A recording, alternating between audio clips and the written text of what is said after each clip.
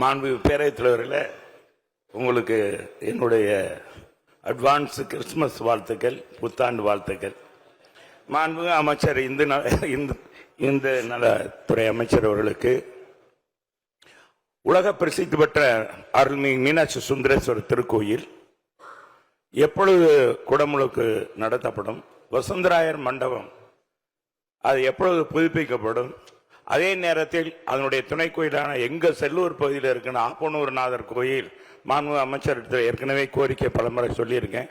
அதுக்கு எப்பொழுது குடமுழுக்கு நடத்தப்படும் என்பதை மாண்புமிகு பேரவைத் தலைவராக மாண்புமிகு அமைச்சர் அவர்கள் தெரிவித்தார். மாண்புமிகு அமைச்சர் மாண்புமிகு பேரவைத் தலைவர் அவர்களே, வீர வசந்தராயர் திருக்கோயிலில் 2018ஆம் ஆண்டு ஏற்பட்ட ஒரு தீ விபத்திற்கு பிறகு அப்பொழுதிருந்த அந்த அரசால் நியமிக்கப்பட்ட ஒரு குழு அந்த 3 ஆண்டுகளில் சில பணிகளை மேற்கொண்டிருந்தாலும் அந்த வீரவசந்தராயர் மண்டபத்திற்கு தேவையான கர்த்தூன்கள் என்பது கிட்டத்தட்ட ஒரு 25 அடி நீளம் கொண்ட கர்த்தூன்கள் தேவைப்படுகின்றது.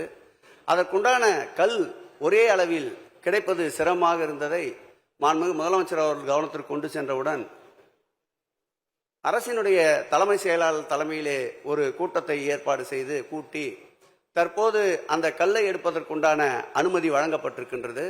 அதற்கு ஏற்கனவே 19 கோடி ரூபாய் அளவில் டெண்டரும் கோரப்பட்டு அந்த டெண்டர் பணிகளும் நடந்து வருகின்றது. இந்த வீரவசந்தராயர் மண்டபத்தை ஒவ்வொரு இந்து சமய அறநிலையத்துறை ஆய்வுக் கூட்டத்திலும் மாண்புமிகு தமிழக முதல்வர் அவர்கள் கவனத்திற்கு கொண்டு வந்து அவரும் இதை தொடர்ந்து கண்காணித்து வருகின்றார். விரைவில் அதற்குண்டான பணி போர்க்கால அடிப்படையில் நடைபெறும். அவர் கோரிய அந்த ஐயனார் திருக்கோயிலுடைய குடமுழுக்கு பணியும் வெகு விரைவில் மேற்கொள்ளப்படும்.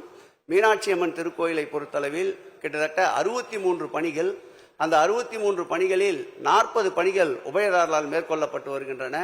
மீதம் இருக்கின்ற 23 பணிகளையும் முடித்து அடுத்த ஆண்டு டிசம்பர் மாதத்திற்குள் நிச்சயமாக குடமுழுக்கு அனைவரும் மகிழ்ச்சியுறுகின்ற வகையில் நடத்தி தரப்படும் என்பதை பேரவைத் தலைவர் வாயிலாக எங்களுடைய பக்தன் செல்லூர் ராஜ் அவர்களுக்கு தெரிவித்துக் கொள்கிறேன்.